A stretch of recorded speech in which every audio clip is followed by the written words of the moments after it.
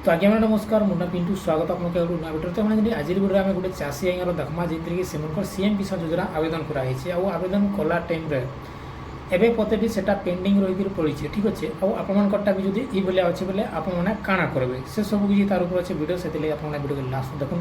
जिनकी कि आपने किसी ना कि जापारे ठीक अच्छे भिडियो सेयार कर दें जिन चाषी मैंने देखुन कि यार कार साहय ठीक अच्छे। तो चलो ने आम फटाफट भिडियो स्टार्ट करमा जिनता कि मुझे आपको देखे दूचे इनो देखिपारे सीएम किसान पोर्टाल आम ओपन कर देचु आउ इनो मुझे आपको गोटे चाषी आईर स्टाटसटा चेक करके मुझे आपको देखामी जमीन कि आपने निहाती देखुन भिडियो के जमीन कि आपने भी जापारे ठीक अच्छे। इनो अच्छे फार्मर कर्नर चेक स्टाटस आम क्लिक करमा तापर आपण मैंने जहाँ भी आवेदन करा महिला हेतु कि पुरुष ठीक अच्छे लेडीज हेतु कि जार भी हो ठीक अच्छे। तो आम जेन कि चाषी आज्ञार इनो आधार नंबर में पकामा ये जेन कैप्चा कोड देखा जाऊँगी इटा के इनो भरदेवे ये जगह में आउ इनो भरीदेला आपने 100 बटन आने क्लिक करेंगे ठीक अच्छे। एतकी कलापर आपण मनकर जेनटा कि काଣା हेबा ना से चाषी आज्ञार इनो खुली जावा ठीक अच्छे जेनटा कि आपण मैंने देखी भी पार्थे ये भाया अच्छे आउ इनो बाहरी गला लेकिन आज्ञा मैंने देखी पार्थे एप्लिकेशन ठानु कम्प्लीट होगी जेना कि बीएडब्ल्यू ब्लॉक डिस्ट्रिक्ट कलेक्टर सबकि सरीगला किंतु स्टेट वेरिफिकेशन पेंडिंग अच्छे। तो ये स्टेट वेरिफिकेशन पेंडिंग अच्छे जे इटा के काଣା समाधान करी हेबा के जदि हेबा बेले केनता करी हेबा आर जदि नहीं हुए बेले काथि लगी नहीं हुए से सब किसी आम जेनटा कि आज वीडियो देखबार लगी जाऊँ ठीक अच्छे जेनटा कि मैं तलके स्क्रॉल डाउन कर आपको देखा से चाषी आज्ञार जेनटा कि आपने देखिपारे इनो अच्छे डेट ऑफ क्रिएशन जेन कि देखिपारे आपने जेनटा कि 18 अगस्त 2025 अच्छे ठीक अच्छे 2025 अप्लाई कराइला किंतु 2026 गलान एवं बतेली से भोटा अटकी रही पड़ी रही ठीक अच्छे जेनटा कि धन्यवाद से ओडिशा गवर्नमेंट के ठीक अच्छे जेनटा कि एवं बतेली से वेरिफिकेशनटा कम्प्लीट हो नहीं पार्बार। तो आज्ञा मैंने ये भाया जदि आपंकर असुविधा अच्छे आपने जेनटा कि जेन भी चाषी मैंने देखुन वीडियो सेयार कर दूँ आपने जानते। तो चलो एवं आम जेनटा कि कस्टमर केयर ने कथा देखमा जे से मैंने काଣା कहूँ ठीक अच्छे। चलो आम मुई आपको देखुचे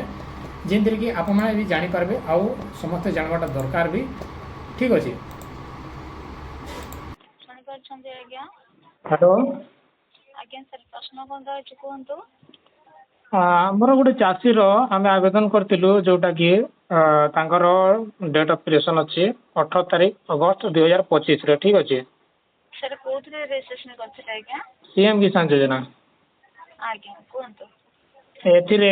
बीओडब्ल्यू वेरिफिकेशन सरी जाइए बीओ सरला गला सीडीओ भी सरी सारा कलेक्टर अप्रूवल भी सरी सारा किंतु स्टेट वेरिफिकेशन एपर्यंत भी सेटा अप्रूवल नहीं गोटे वर्ष होता एते लेट कहीं अच्छी मत जानवर अच्छे एटा सर गवर्नमेंट तरफ करा जाउछि केते दिन लागे सेटा समय सर आम तरफ से सिस्टम नाही आज्ञा जेतु गवर्नमेंट तरफ करा जाउछि पेन टाइम लागुछि ठीक अछि आज्ञा टाइम माने देखो गोटे चाषी बहुत समय जाउछि हला गोटे किस्ती गला दुईटा किस्ती गला केबे पाइबो गोटे चाषी कोन बहुत लेट होछि ना आपण जोटा से कहउछि हम बुझी पारछु कि जेटा गवर्नमेंट तरफ वेरिफिकेशन होउछि से विषय आमे किछ करि परबो नै कि सेमति किछ सूचना बा पाखे रहउनि जे केते दिन समय लागिवो आपण अपेक्षा करिवे मध्य मध्य स्टेटस चेक करछु जेतेबेला आपण अप्रूव हे जिवो आपण जानि परिबे सर ठीक अछि आज्ञा एते तर किछि तो होई परिबुनी ताहेले एटा तो सब किछि डिटेल्स देखोछि 2025 रे से आवेदन करथिले किंतु ए पर्यंत 2026 पर्यंत पळे साडुछि सेटा गलाणी हां ठीक अछि आज्ञा आपण जरा कहउछि नै बुझी पारछु किंतु गवर्नमेंट तरफ वेरिफिकेशन सर टाइम लागुछि आपण अपेक्षा करिवे आज्ञा के सेति किछि नाही जे आपण कोठी की जाय कि सेटा जल्दी करि परिबे बुझी पारछन्ती हां ताले या आउ गोटे कथा हम पचारेबी स्टेट वेरिफिकेशन रे एटी गोटे लेखुछि कोन ना your eligibility will be confirm during the release of the present coming installment यार जे माने कोन एटा माने जणे चासी टंका देला जेतेले मनीटा तार ट्रांसफर होछि से समय एटा चेक कला परे जाई ताको देबे ना एटा किछि वेरिफिकेशन पई टाइम लागै एइठे लेखा जाउछि कि जेतेबेले आपनको नेक्स्ट इंस्टॉलमेंट आसीबो सेतेबेलको आपनकर वेरिफिकेशन हेइ जिवो लेखा जाउछि ता पूर्व जदि आपनकर वेरिफिकेशन कंप्लीट हेइ जाइतिबो त आपन सेइ इंस्टॉलमेंट पाई परिबे बुझ पारले नहीं लेखार मीनिंग टा कोन सेटा मते आगे कहले जो लेखा जाउछि माने जो स्टेट वेरिफिकेशन रे सेटा डॉक्यूमेंट वेरिफिकेशन रे चेक करा जाउछि ना टंका वेरिफिकेशन रे चेक करा जाउछि तो टंकाटा चासी को जाउ वेरिफिकेशन करा जाउछि आज्ञा डॉक्यूमेंट्स जेतु वेरिफिकेशन होउछि जदि नेक्स्ट इंस्टॉलमेंट आफ्टर को आपनकर वेरिफिकेशन कंप्लीट हेइ जाउछि तबे आपन सेते इंस्टॉलमेंट पाई परिबे हां ମାନେ ୟାର କିଛି ସମାଧାନ ନାହିଁ ଯୋଉ ଗୋଟେ ଚାଷୀଟେ ତାମାନେ ତାର ଆବେଦନ କଲା ସବୁ କିଛି ଥିଲା ପରେ ଯାଇ ହିଁ ସମୟ ୱେଟ୍ କରିବ ସେ। ଆଜ୍ଞା ଆଜ୍ଞା ସମସ୍ତ ଭେରିଫିକେସନ ସରିଲା ପରେ ହିଁ ଯାଇକି ଆପଣ ଏଲିଜିବୁଲ ହଉଛନ୍ତି ତ ଆପଣ ନେକ୍ସଟ ଇନଷ୍ଟଲମେଣ୍ଟକୁ ଆପଣ ପାଇପାରିବେ। ତ ସାର୍ ଫାର୍ମର ରେଜିଷ୍ଟ୍ରି କରେଇଛନ୍ତି କି?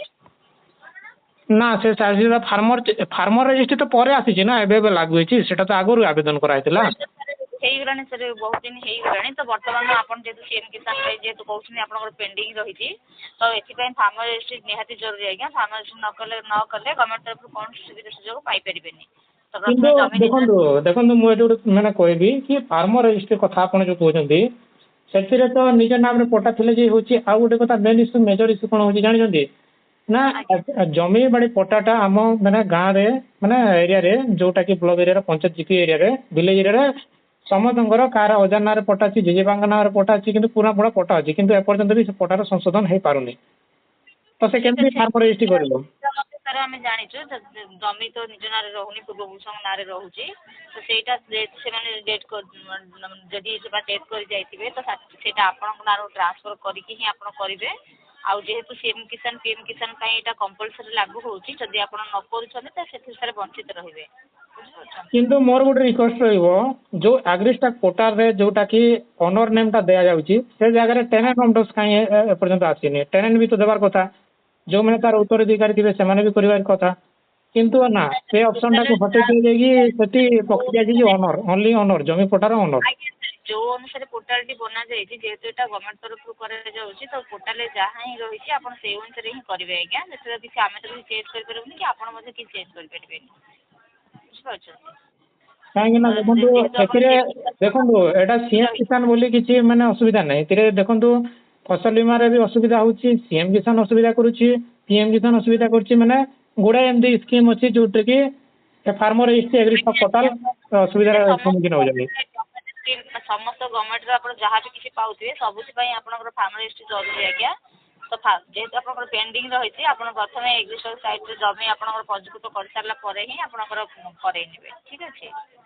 ଠିକ୍ ଅଛି।